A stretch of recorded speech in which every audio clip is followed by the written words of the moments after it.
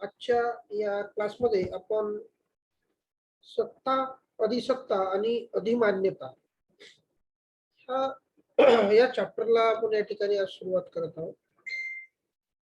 सत्ता, अधिसत्ता आणि अधिमान्यता ह्या तीनही संकल्पना आधुनिक काळामध्ये राज्यशास्त्रामध्ये नव्याने उपयोगात किंवा वापरल्या जाणाऱ्या संकल्पना आहेत.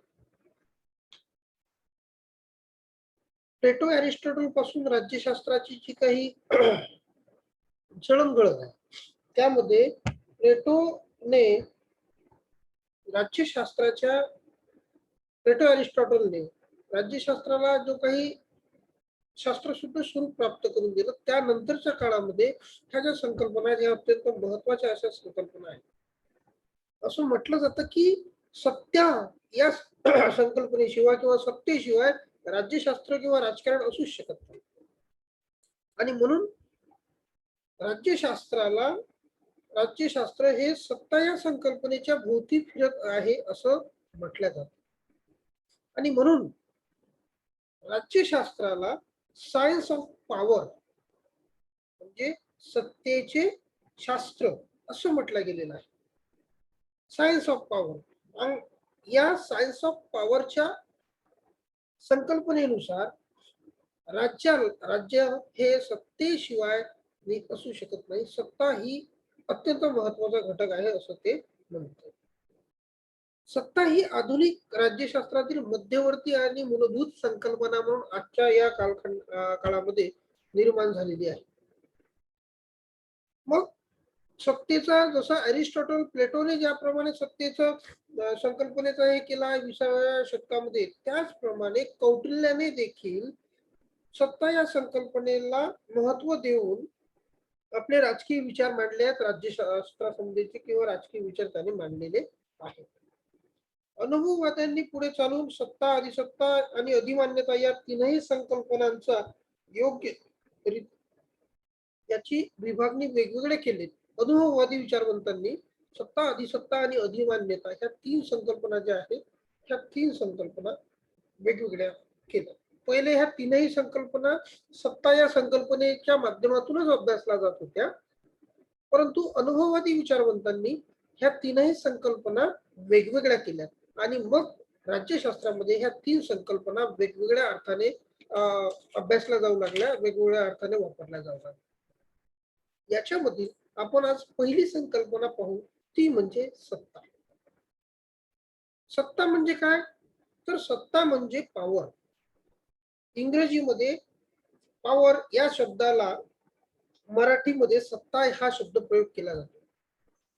सत्ता ही संकल्पना अत्यंत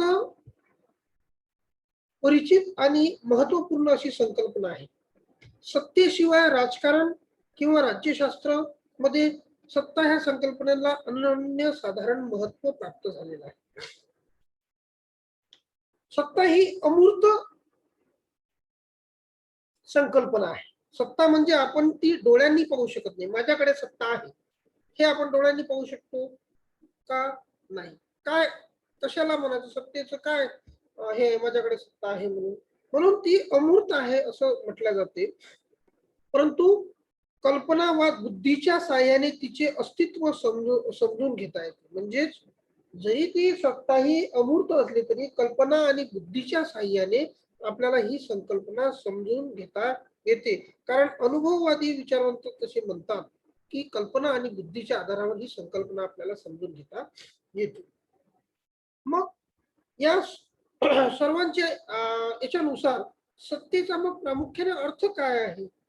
सत्ता ह्या संकल्पनेची एक काय व्याख्या कोणत्या आहेत या संदर्भात सुद्धा आपल्याला या ठिकाणी पाहणं आवश्यक ठरते. म्हणून ज्याप्रमाणे एखाद्या व्यक्तीकडे सत्ता ही आहे किंवा नाही ते आपण सांगू शकतो, तशाच पद्धतीने सत्तेचा अर्थ अनेक विचारवंतांनी सत्तेचा अर्थ जो आहे तो या ठिकाणी सांगितलेला आपल्याला. सत्ता संपादन करणे म्हणजे हस्तगत करणे आणि तिचा वापर करणे हा मानवी स्वभाव आहे. मानवाचा स्वभाव सत्ता प्राप्त करणे, तिचा आणि तिचा उपयोग करणे हा मानवाचा स्वभाव आहे. कुटुंब जीवनापासून आंतरराष्ट्रीय स्तरापर्यंत सर्वच मानवी स्वभावांचा हा पैलू आहे. आपल्याला माहित आहे की सत्ता हा माणसाचा जो काही उद्देश असेल, सत्ता प्राप्त करण्याचा तो उद्देश कुठलाही असो, परंतु सत्ता प्राप्तीचा ही जी संकल्पना आहे सत्ता प्राप्तीची, ही संकल्पना अत्यंत महत्वाची संकल्पना आहे असं आपल्याला म्हणावं लागेल. कारण सत्तेशिवाय आपल्याला कुठल्याही प्रकारची हे करता येत नाही. म्हणून सत्ता ही अनुभवजन्य बाब आहे, अनुभवजन्य बाब आहे. त्यावर आधुनिक काळातील सर्व राजकीय विचारवंतांचे एक मत आहे. आधुनिक काळामध्ये जे काही विचारवंत असतील त्यांनी एक मतानं हे मान्य केला की सत्ता ही आधुनिक बाब आहे. जसं इंग्रजी शब्दातील पॉवर या शब्दाला अनुसरून मराठीमध्ये सत्ता हा शब्द प्रयोग आपण प्रामुख्याने करताना पाहतो. मग ही जी संकल्पना आहे सत्ता, त्या सत्तेभोवती असं म्हटलं आहे की चार्ल्स मेरियम नावाचे विचारवंतांनी असं म्हटलं आहे की सत्ता ही राजकीय प्रक्रिया आहे असं तो म्हणतो. सत्ता म्हणजे ही राजकीय प्रक्रिया आहे. सत्ता हस्तगत करणे, तिचा उपयोग करणे, सत्ता सोडून देणे, ह्या ज्या प्रक्रिया आहेत, या प्रक्रिया असल्यामुळे जॉर्ज कॅटलिन नावाचा विचारवंत असं म्हणतो की सत्तेचा अर्थ स्पष्ट करताना तिच्या व नियंत्रक कार्यावर अधिक भार दिला आहे. लासवेल कप्लान यांनी सत्ता म्हणजे निर्णय निर्मितीमधील सहभाग. लासवेल कप्लान नावाचा विचारवंत असं म्हणतो की निर्णय निर्मिती प्रक्रियेतील सहभाग म्हणजे सत्ता होय. आधुनिक काळात सत्तेची संकल्पना ही विविध विचारवंतांच्या दृष्टिकोनातून विकसित होत गेली. अनेक व्यक्ती, अनेक हे यांचं सत्तेच्या संदर्भामध्ये त्या ठिकाणी हे होऊ लागलं. सत्ता ही मग कोणाचीही असो, ती सत्ता असते. आपल्या घरामध्ये आपल्या वडिलांची आपल्या मुलावर सत्ता असते, एका आईची आपल्या मुलावर, एका वडिलाची आपल्या मुलावर, एका पतीची आपल्या पत्नीवर, एका देशातील प्रमुख राज्यकर्त्याची संपूर्ण देशावर, एका विशिष्ट पक्षाची एका देशावर, राज्यावर, अशा विविध लोकांची विविध पद्धतीच्या सत्ता असतात. मग ती आपल्या कुटुंबापासून सुरू होते तर अगदी देश पातळीवर, राज्य पातळीवर किंवा जागतिक पातळीवर पर्यंत सुद्धा सत्ता ही संकल्पना आपल्याला पाहायला दिसते वेगवेगळ्या स्वरूपात.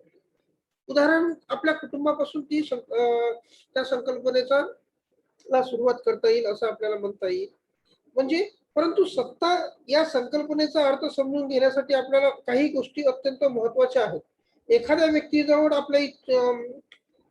व्यक्तीजवळ आपल्या इच्छेनुसार दुसऱ्या व्यक्तीच्या वर्तन करायला लावण्याची क्षमता किंवा पात्रता म्हणजे सत्ता होय असं असं काही विचारवंत म्हणतात. म्हणजे एखाद्या व्यक्तीला आपल्या इच्छेप्रमाणे काहीतरी करून करायला लावण्याची, म्हणजे आपल्याला जे अपेक्षित आहे ते अपेक्षित जे आहे ते अपेक्षित करून घेण्याची किंवा ते आपल्याला जे अपेक्षित असेल ते अपेक्षित कार्य करून घेण्याची क्षमता म्हणजे सत्ता होय, अशा पद्धतीची व्याख्या काही विचारवंत आपल्याला करताना दिसतात. मग एखाद्या व्यक्तीजवळ आपल्या इच्छेनुसार दुसऱ्याच्या वर्तनात परिवर्तन घडवून आणण्याची पात्रता किंवा क्षमता म्हणजे सत्ता होय, अशा पद्धतीची व्याख्या काही लोक करतात. परंतु या सत्ता हा घटक अस्तित्वात येण्यासाठी काही गोष्टी अत्यंत महत्वाच्या असतात. पहिली गोष्ट सत्ता म्हणजे आज्ञा देणारा आणि दुसरा म्हणजे ती आज्ञा स्वीकारणारा. हे दोन घटक जोपर्यंत अस्तित्वात येत नाहीत तोपर्यंत सत्ता ही संकल्पना अस्तित्वात येऊ शकत नाही. मी म्हणून की माझ्याकडे सत्ता आहे पण कशावरून? जसं वर्गामध्ये जर मी म्हणत असेल की माझ्याकडे मी तुम्हाला वर्गामध्ये शिकवत आहे. शिकवत असताना मी वर्गामध्ये बसले आणि तुम्हाला शिकवत आहे. शिकवत असताना तुम्हाला मी एखाद्याला उभं करेल, सांग त्या प्रश्नाचं उत्तर. तो विद्यार्थी उभा राहतो आणि प्रश्नाचं उत्तर तुम्हाला सांगेल, मला सांगेल. का सांगेल? कारण माझी त्या क्लासवर तुमच्यावर एक शिक्षक म्हणून सत्ता आहे. मी आज्ञा दिली, तुम्ही त्या आज्ञेचा स्वीकार केला आणि माझ्या प्रश्नाचं उत्तर दिलं. मग माझ्याकडे सत्ता आहे असं आपण म्हणू, कारण मी आज्ञा देणार आहे आणि तुम्ही आज्ञा स्वीकारणार आहे. आणि म्हणून हे दोन घटक जोपर्यंत अस्तित्वात येत नाहीत तोपर्यंत सत्ता ही संकल्पना अस्तित्वात येत नाही असं म्हटलं गेलेलं आहे. सत्ता ही एकट्या माणसाजवळ कधीच नसते, कारण ती कोणावर तरी असावी लागते. आज्ञा देणाऱ्या सोबत आज्ञा स्वीकारणारा सुद्धा कोणीतरी असावा लागतो. आणि म्हणून याच आधारावर अनेक विचारवंतांनी सत्तेच्या काही व्याख्या सुद्धा केलेल्या आहेत. त्या व्याख्या अशा आपण व्याख्या पाहू. पहिली व्याख्या तुम्हाला असं सांगता येईल की अपेक्षित परिणाम घडवून आणण्याची क्षमता म्हणजे सत्ता होय, असं बर्टन रसेल नावाच्या विचारवंतांनी व्याख्या केली आहे. अपेक्षित परिणाम घडवून आणण्याची क्षमता म्हणजे सत्ता होय. रसेल नावाच्या विचारवंतांनी ही व्याख्या अगदी साध्या आणि सोप्या सरळ शब्दामध्ये अगदी व्याख्या केली आहे की अपेक्षित बदल म्हणजे आपल्याला जे बदल अपेक्षित आहेत ते अपेक्षित बदल घडवून आणण्याची क्षमता म्हणजे सत्ता होय. अशा पद्धतीची व्याख्या ही बर्टॉन रसेल यांनी केलेली आहे. दुसरी आर एच तानी नावाच्या विचारवंतांनी अशी व्याख्या केली आहे की व्यक्ती किंवा गट जिच्या बळावर अन्य व्यक्ती किंवा गटाचे वर्तन आपल्या इच्छेप्रमाणे बदलू घेऊ शकतात अशी क्षमता म्हणजे सत्ता होय. बघा, एक व्यक्ती किंवा एक व्यक्तींचा समूह किंवा गट दुसऱ्या व्यक्तीच्या समूहाच्या गटाकडून आपल्याला जे अपेक्षित आहे तशा पद्धतीचं वर्तन घडवून आणण्याची क्षमता जिथे असते त्यालाच सत्ता असे म्हणतात, अशी व्याख्या तानी नावाच्या विचारवंतांनी केली. म्हणजे एक व्यक्ती किंवा व्यक्तींचा समूह दुसरा व्यक्ती किंवा दुसऱ्या व्यक्तींच्या समूहावर आपल्याला जे अपेक्षित आहे तसे बदल घडवून आणण्याची क्षमता ठेवते किंवा क्षमता असते त्याला सत्ता म्हणते. आणि म्हणून अशी व्याख्या तानी नावाच्या विचारवंतांनी केली. डेव्हिड इस्टन नावाच्या विचारवंतांनी एक व्यक्ती वा व्यक्तीचा गट स्वतःच्या इच्छेनुरूप इतरांची कृती निर्धारित करतो तेव्हा त्यांच्यात प्रस्थापित होणारे संबंध म्हणजे सत्ता होय. बघा, एकाच संकल्पनेच्या सभोवताल ह्या संपूर्ण विचारवंतांच्या व्याख्या तुम्हाला फिरताना दिसतात. डेव्हिड इस्टन नावाचा विचारवंत काय म्हणतो की एक व्यक्ती वा व्यक्तीच्या गट, आता ते आपण याच्या अगोदरच्या व्याख्येमध्ये पाहिलं आहे, तानी नावाच्या विचारवंताच्या व्याख्येमध्ये पाहिलाय, एक व्यक्ती किंवा व्यक्तीचा गट स्वतःच्या इच्छेनुसार दुसऱ्या व्यक्तीच्या किंवा व्यक्तीच्या गटांमध्ये अपेक्षित बदल घडवून आणतो त्याला सत्ता असे म्हणतात. अशा पद्धतीची सुटसुटीत व्याख्या ही डेव्हिड इस्टन नावाच्या विचारवंतांनी केलेली आपल्याला दिसते. लासवेल नावाचा विचारवंत असं म्हणतो की निर्णय निर्मिती ही दोन वा त्यापेक्षा अधिक व्यक्तींमधील आंतरक्रिया असते. इतर व्यक्तींनी कोणत्या क्रिया करावायच्या किंवा कोणत्या धोरणांचा पाठपुरावा करायचा हे त्यातून ठरते. त्यामुळे निर्णय निर्मिती प्रक्रियेतील सहभाग या अर्थाने सत्ता ही सुद्धा आंतरव्यक्ती संबंधच ठरते. थोडी लासवेलची व्याख्या ही थोडी किचकट वाटल्यासारखी आहे, पण लक्ष द्या, कारण निर्णय निर्मिती ही दोन व्यक्ती किंवा त्या व्यक्तींमधील आंतरक्रिया असते असं तो म्हणतो. निर्णय निर्मिती प्रक्रिया ही दोन व्यक्ती किंवा त्या दोन व्यक्तींमधील आंतरक्रिया असते असं तो म्हणतोय. आणि या दोन क्रियांमध्ये ज्या पद्धतीने तो सांगतोय की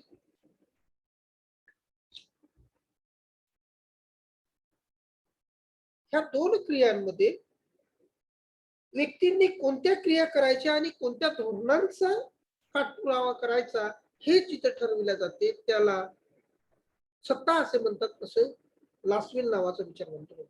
आणि म्हणून ह्या ज्या काही व्याख्या विचारवंतांनी केलेल्या ह्या साधारणतः एकाच अर्थाने आहेत, की एक व्यक्ती किंवा व्यक्तीचा गट दुसऱ्या व्यक्ती किंवा व्यक्तीच्या गटावर आपल्याला अपेक्षित असलेले बदल घडवून आणतो किंवा ते बदल घडवून आणण्याची क्षमता म्हणजे सत्ता होय.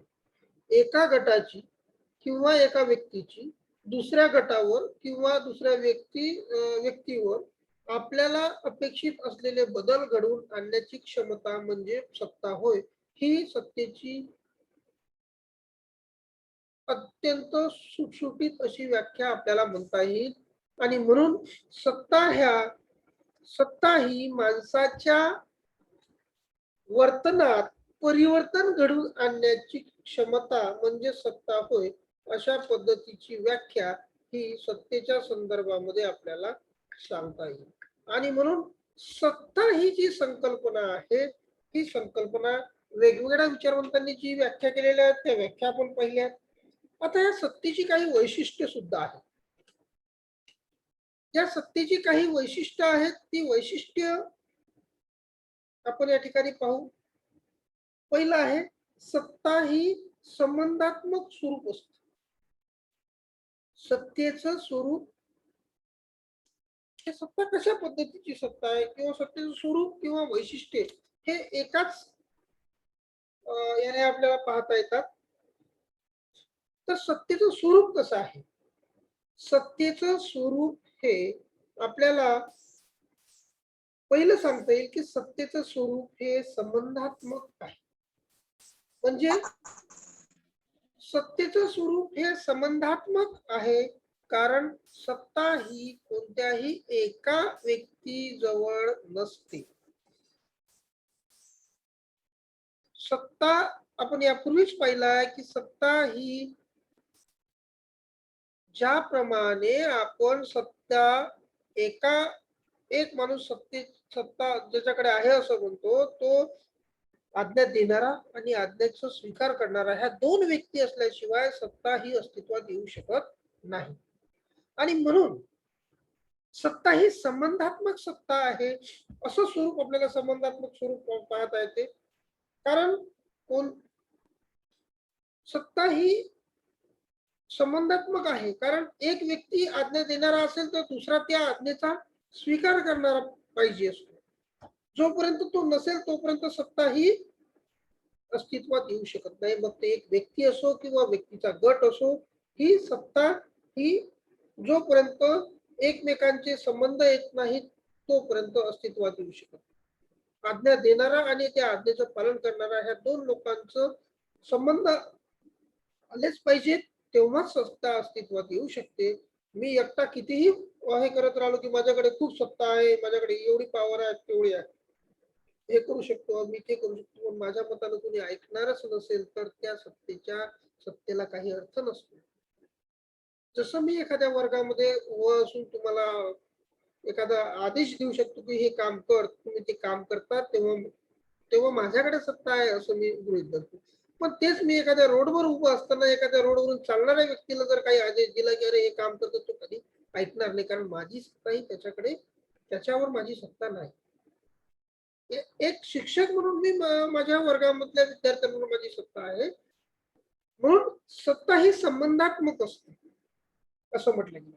दुसरं, वर्तनात्मक स्वरूप. सत्तेचं स्वरूप हे वर्तनात्मक सुद्धा असतं. विशिष्ट परिस्थितीमध्ये विशिष्ट व्यक्ती विशिष्ट प्रकारचं वर्तन का करतो. आणि म्हणून जसे संबंधात्मक असते तशीच ती वर्तनात्मक सुद्धा सत्तेचं स्वरूप असते. मी दिलेल्या आज्ञेचं पालन तुम्ही केलं म्हणजे माझ्याकडे सत्ता आहे. तुमच्या वर्तनामध्ये परिवर्तन घडून आणलं मी. तुम्ही एका ठिकाणी बसलेले आहेत. मी म्हटलं उठा तिथून इकडे या. म्हणजे तुमच्या जी काही तुमची हे होती त्याच्यामध्ये वर्तन होतं. तुम्ही बसले होते त्याच्यामध्ये परिवर्तन झालं. मी माझ्या आदेशाला फॉलो करून तुम्ही माझ्यापर्यंत आलेत. म्हणजे तुमच्या वर्तनामध्ये परिवर्तन घडून आलं. आणि म्हणून सत्ता ही परिवर्तनात्मक स्वरूप सुद्धा सत्तेचं असते. दुसरं, प्रसंगाविष्ट स्वरूप. प्रसंगाविष्ट स्वरूप असते. सत्ता ही कधी काळी कधी कसं कोणाजवळ येईल प्रसंगानुसार काही सांगू शकत नाही.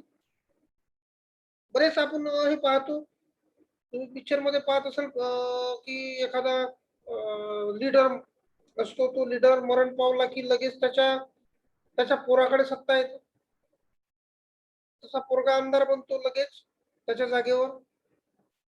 त्याच्याकडे अपेक्षा नसते, पण नाही लग्न समजा एखादा आमदार मरण पावला लगेच निवडणुका झाल्या, 6 महिन्याच्या आतमध्ये निवडणुका झाल्या, लगेच त्याच्यावर त्याचा मुलगा आमदार झाला. अपेक्षा नसताना तो आमदार होऊन जातो, म्हणजे ही नकळत त्याच्याकडे आली. किंवा सत्ता ही प्रसंगानुरूप येत असते. उदाहरणार्थ जर घ्यायचं झाल्यास, आपल्या कुठंतरी आपण बाहेरगावी गेलो ट्रिपवर, महाविद्यालयाची ट्रिप घेऊन आपण कुठंतरी गेलो आहे, मी तुमच्या सोबत आहे. अचानकपणे माझी तब्येत खराब झाली आणि मी तुमच्या सोबत हे करू शकत नाही. आता माझी सत्ता आहे, मी तुम्हाला आदेश देणार तेव्हा तुम्ही ते पालन करता आणि ते हे करता. परंतु आता माझी तब्येत खराब झाली, मी जागेवर उठू पण शकत नाही. मग त्यावेळेस मी काय म्हणतो की नाही, आता काय करायचं, मग तुमच्यापैकी कोणाला तरी मी जबाबदारी देतो.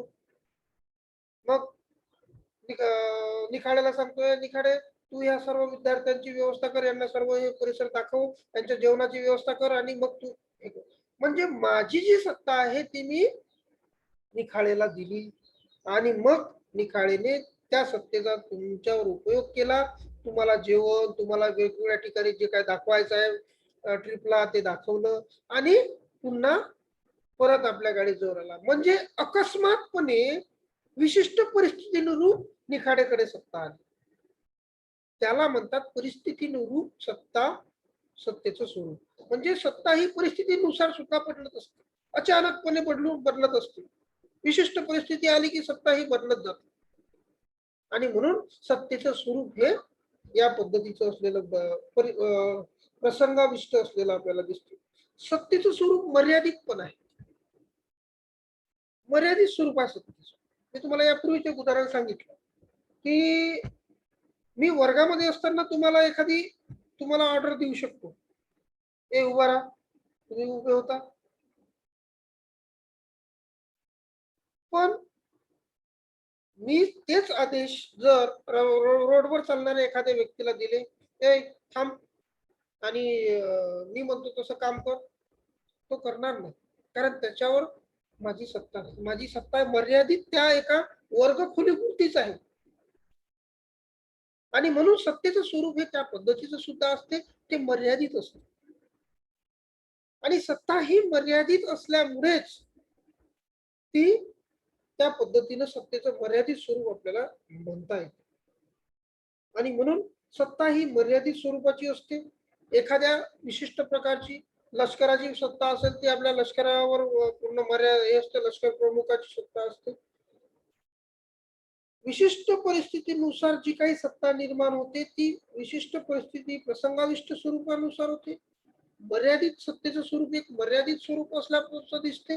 जसं तुमच्या राज्याचा तुमच्या क्षेत्राचा आमदार असेल तर त्या क्षेत्राचा आमदार, त्याची सत्ता त्या क्षेत्रापुरती आहे.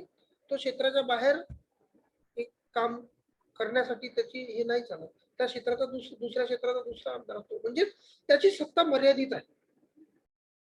एखादा जर विशिष्ट व्यक्ती पालकमंत्री, तुमच्या जिल्ह्याचा पालकमंत्री आहे, तो चंद्रपूर जिल्ह्याचा पालकमंत्री असेल तर तो गडचिरोली जिल्ह्याचं काम नाही करणार, कारण त्याची सत्ता मर्यादित आहे, तो या जिल्ह्यापुरताच आहे. अशा पद्धतीने सत्ता ही कशा पद्धतीची असते, सत्ता ही विशिष्ट पद्धतीनेच काम करत असते, सत्ता ही मर्यादित असते. अशा पद्धतीच्या काही बाबी या ठिकाणी आपण पाहिलेल्या. सत्तेचे स्वरूप सांगताना पहिली बाब आपण पाहिली आहे की सत्ता ही संबंधात्मक स्वरूपाची असते. दुसरी सांगितली आहे की सत्ता ही वर्तनात्मक स्वरूपाची असते. तिसरं, सत्ता ही विशिष्ट प्रसंगाविष्ट असते, प्रसंगानुरूप बदलणारी असते. आणि चौथं पाहिलं की सत्तेचं स्वरूप हे मर्यादित स्वरूप असते.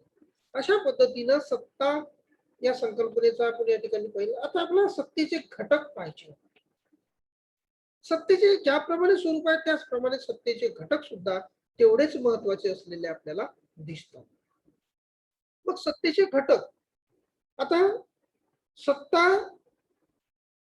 आपण यापूर्वी पाहिलं आहे की सत्ता अस्तित्वात केव्हा येते, जेव्हा सत्तेमध्ये आज्ञा देणारा असेल आणि त्या आज्ञेचं पालन करणारा असेल, तेव्हा सत्ता अस्तित्वात येते. मग आज्ञा देणाऱ्याला या संकल्पनेमध्ये सत्ताधारक म्हटलेला आहे आणि जो आज्ञा स्वीकारतो त्याला आज्ञा ग्राहक म्हटलेला आहे. आज्ञाधारक म्हणजे ज्याच्याकडे सत्ता आहे तो, आणि आज्ञाग्राहक म्हणजे जो त्याच्या आज्ञेचं पालन करतो तो. अशा पद्धतीने सत्ता ही जी संकल्पना आहे ह्या दोन घटकांभोवती फिरत असते. एक म्हणजे आज्ञाधारक आणि दुसरे म्हणजे आज्ञाग्राहक. ह्या दोनही संकल्पनांच्या आधारावर सत्ता ही आपल्याला फिरताना दिसत असते. मग सत्ताधारक हा एक महत्वाचा घटक आहे. जोपर्यंत आज्ञा देणारा व्यक्ती नसेल तोपर्यंत सत्ता अस्तित्वातच येऊ शकत नाही.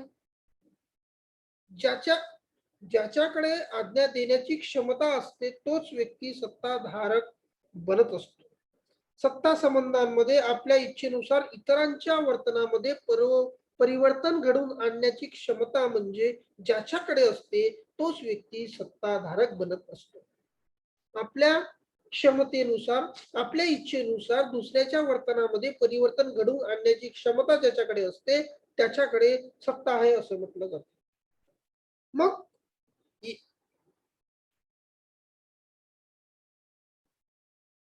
सत्ता ही वेगवेगळ्या कारणाने पण येऊ शकते. ज्येष्ठता, किंवा जो व्यक्ती ज्येष्ठ असेल, जसं आपल्या कुटुंबामध्ये आपले वडील ज्येष्ठ असतात तर आपण आपल्या वडिलांच्या आज्ञेचं पालन करतो, म्हणजे सत्ता ही ज्येष्ठतेनुसार पण येते. पद, शिक्षण, जर तुम्ही एका विशिष्ट पदावर असाल त्या पदाचा आदेश त्या पदावर असल्यामुळे तुमच्याकडे सत्ता येत असते. तुम्ही उच्च विभूषित शिक्षित आहात त्याच्यामुळे सुद्धा तुमच्याकडे सत्ता येत असते. म्हणजे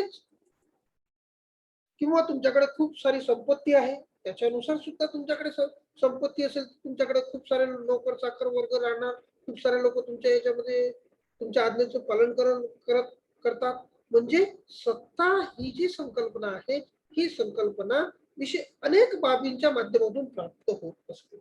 आणि म्हणून सत्ताधारक हा असा व्यक्ती बनतो, एक तर ज्येष्ठता धारक कुटुंबातील ज्येष्ठ व्यक्ती असेल तो वयानुसार ज्येष्ठता किंवा पदानुसार सत्ताधारक बनतो, शिक्षणानुसार बनतो, संपत्तीनुसार बनतो. अशा विविध गोष्टीनुसार सत्ताधारक हा व्यक्ती बनत असतो आणि त्याच्या आज्ञेचं पालन हे निमूळपणे सर्व लोक करत असतात. आणि म्हणून सत्ता महत्वाची असतो, त्याच्यामध्ये सत्ताधारक हा महत्वाचा असतो. दुसरं असं आहे की सत्ताग्राहक. सत्ताग्राहक म्हणजे सत्ताधारकाची आज्ञा स्वीकारणारा म्हणजे सत्ताग्राहक. मग सत्ता संबंधामध्ये दुसऱ्या एखाद्या व्यक्तीच्या इच्छेनुसार वर्तन क्रिया करण्यामुळे एखाद्याच्या तुलनेत कनिष्ठ स्थितीत असणारा जो ग्राहक असतो त्याला सत्ताग्राहक असे म्हणतात. म्हणजे एखाद्या वरिष्ठ अधिकाऱ्याने दिलेल्या आज्ञेचं पालन निमूटपणे करणे म्हणजे तो करणारा म्हणजे त्याला सत्ताग्राहक असं म्हटल्या जाते. सत्ताग्राहक हे सुद्धा वय, पद, शिक्षण, संपत्ती यासारख्या अनेक कारणामुळे हे सुद्धा त्याला येऊ शकते. जसं एखाद्या ऑफिसमध्ये कोणी काम करत आहे आणि तिथे काम करत असताना आपण म्हटलो की नाही, मी त्याच्या अधीनस्थ काम करणारा व्यक्ती आहे तर मला त्याच्या आज्ञेचं पालन करावंच लागेल. म्हणजे सत्ता ही पद, शिक्षण ह्या सर्व बाबींमुळे सत्ता ग्राहकाला सुद्धा प्राप्त होत असते आणि सत्ताधारकाला सुद्धा प्राप्त होत असते. अशा पद्धतीने सत्तेचे काही आपण घटक पाहिलेले आहेत, ज्याच्यामध्ये दोनच घटक आपण पाहिले. या दोन घटकाशिवाय सत्ता अस्तित्वात येऊ शकत नाही, एवढं मात्र निश्चितपणे लक्षात ठेवलं पाहिजे. सत्ताधारक आणि सत्ता ग्राहक ह्या दोन गोष्टी जोपर्यंत अस्तित्वात येत नाहीत तोपर्यंत आपल्याला सत्तेचं त्या ठिकाणी सत्ता हे अस्तित्वात येऊ शकत नाही असं म्हटलं गेलेलं आहे.